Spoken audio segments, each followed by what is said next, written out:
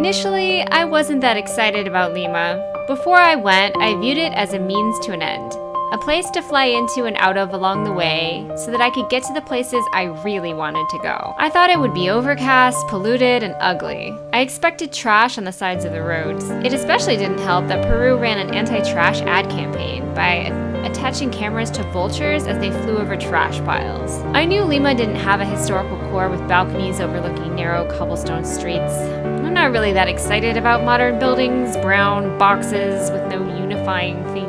I don't like traffic, parking lots, one-story buildings, garages over business storefronts, graffiti, unless it's mural graffiti, or unfinished buildings with a rebar sticking out the top floor, or tangled webs of power lines. I jotted down a few places to eat in recommended neighborhoods, but basically, I didn't have much planned because I wanted to get out of Lima as soon as possible. Boy, was I wrong. I would fly to South America for a weekend just to hang out in Lima. It's my favorite city in all of Central and South America. We love Lima so much that we went back 3 times during our week in Peru. Lima has gorgeous coasts, manicured parks, great bike lanes, cute cafes, quirky neighborhoods, gleaming skyscrapers with 4- and 5-star resorts, art, cool nightlife, great accommodation, fantastic shopping, fascinating museums, and killer cuisine. Lima is a gastronomical paradise. Let us explain how to have a kick-ass time in Lima. Vamos!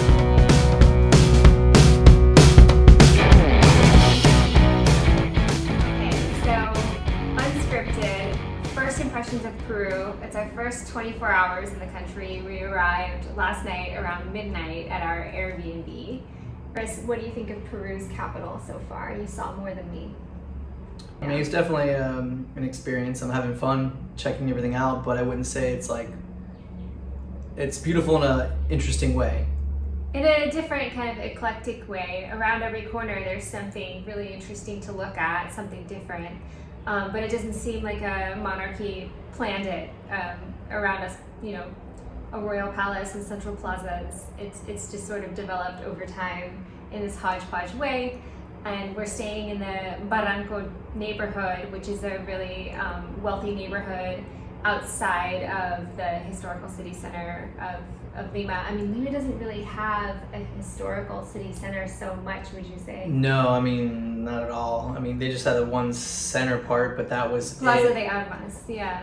Which, it was beautiful. It was small, but yeah, I mean, everything outside of that seemed to be chaos. More like modern, different buildings from different eras, all kind of shoved together. I mean, the plaza itself, Plaza de Armas, which is kind of the heart and soul, the center of Lima, is very big. The historical core isn't dense and tight. That you've got a historical monument scattered here and there in between modern building and kind of shops with graffiti and bars on the windows, and then something that pops up that looks like Philly boutique and kind of in a hipster gentrified area, and it's just all smashed together. Yeah, there's actually some buildings as well that are just facades. There's actually no building there. It's all collapsed. So all is just the face of it, which is really, sad and interesting in the same way.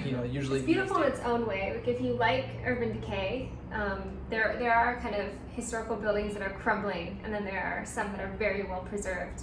So there's something for everybody. But you actually got to run along the coast this morning. Yeah, so the coast is definitely by far probably the best coast I've ever run. Next to, we'll run. We're talking about running. So California has an amazing coast.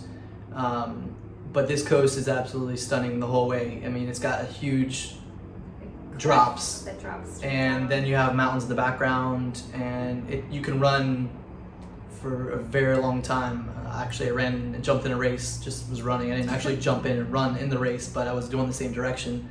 But everything is amazing. So the views are spectacular, and I'm looking forward to getting a bike ride and checking that out more.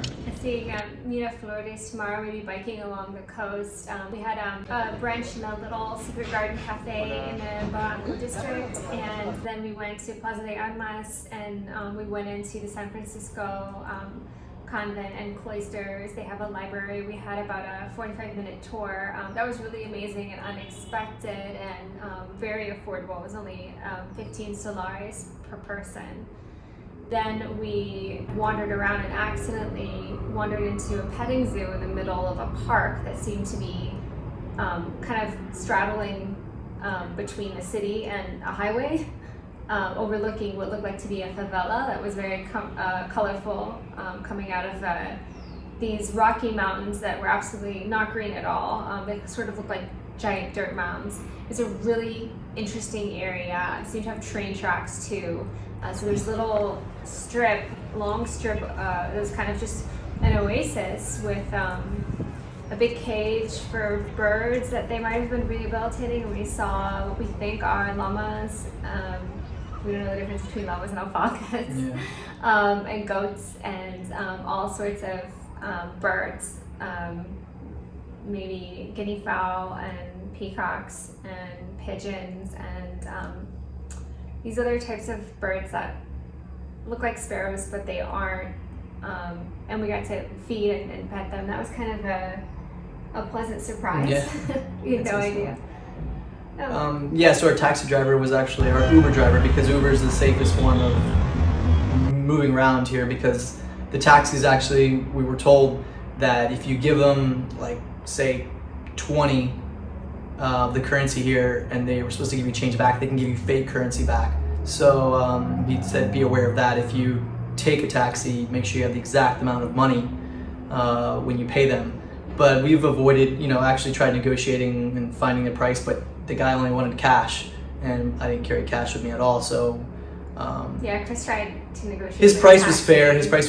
It was 20, what's the currency? Solaris. It was 20 Solaris, and Uber was charging 15 to 17, so it wasn't outrageously up there, but he wouldn't take credit card. But the taxi driver said, oh, you should take credit card, but it's just a way of them pocketing more money on the side and not paying taxes. That as well. But but yeah, he says it's supposedly second worst traffic congestion in the world, next to India. So I don't know. That's just something he just said to us. It was pretty congested in the city center today, and apparently we were lucky because it's even worse during the week, Monday through Friday. So we had 3 Ubers cancel on us in a row because they didn't want to drive. Oh, there was actually more than that. I didn't tell Tara, but there's wow. It was several that, because he was telling us that the Uber drivers don't like to go in the city because it's so congested. They get stuck. They can get stuck there for so long that it's essentially not making any money. So they just, unless they're dropping someone off near, they'll pick someone up, and he happened to be dropping off someone near. And so he was like, okay, I'm close enough, I'll just pick them up. And so it worked out well for us. But if not, we were going to have to take a regular taxi and maybe pay them American dollars, or find another taxi to actually take credit card. But I'm lucky, we were lucky that it worked out, and he took us back and gave us a lot of good tips on restaurants and some other areas we should check out, some shopping centers. But when it comes down to the vehicles, since we're talking about taxis, a lot of the cars here are just beat up. They're all a lot of run-down vehicles. It reminds me of Cuba in some ways, but the cars aren't that old. They're not that old, yeah. But they're a lot of beat-up cars. They look like they're 15 years old. Yeah, but not even that. It looks like they've got bumper cars here where they're just hitting each other. Yeah. And the horn is like, their hand is on the horn all the time. It's my favorite thing to do. I hear a lot of honking for no reason whatsoever. Like someone's crossing the street, like a family of people crossing the street, and the guy would be honking the horn. They're in the crosswalk. So, but no, it's definitely, it's an adventure. There's always something interesting that we come across. There's a lot of unique streets and unique buildings throughout the whole entire city here. So I'm excited about tomorrow and seeing what else there is out there. And we're going to a restaurant tonight, supposedly one of the top restaurants in this neighborhood. So Barranco. It's got a name. We'll put it up in the graphics for you. But I know I'm going to butcher it. Ayahuasca or something. It's a converted mansion that has historical value, and they've got an amazing bar and pisco sours, and they'll make ceviche. So we'll let you know how that goes. We're about to go there after this video. Maybe we should talk about the currency conversion. Can you explain that? It's 25 cents will buy you 1 Solaris. So an American dollar will get you 4 Solaris. So it's in our favor. So like Ubering around is super cheap. I mean, from the airport to where we're at was probably a 35-40 minute drive last night, and it was only $15, $20, 15, 20 American dollars. Our Uber is only $50 a night, and we just had a pretty fancy brunch in a wealthy neighborhood in a secret garden, kind of a bougie hipster cafe, and that was $8.50 per person in dollars, 70 Solaris.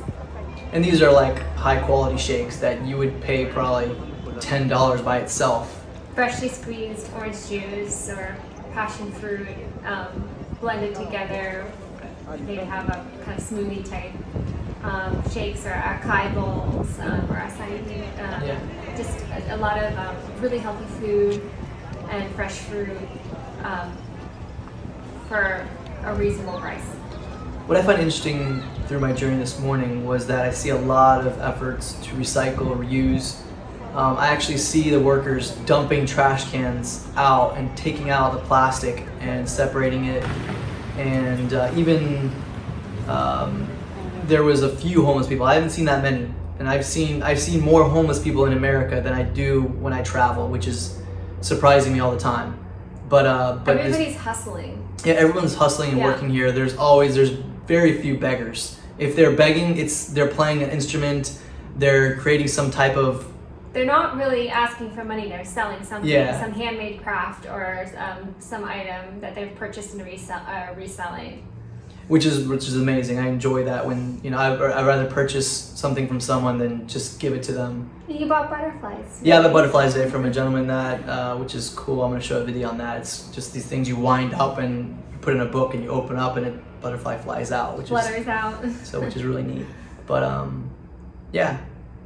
The sun's setting over our balcony right now in the Barranco neighborhood. So we're gonna let you go. We'll catch you at dinner.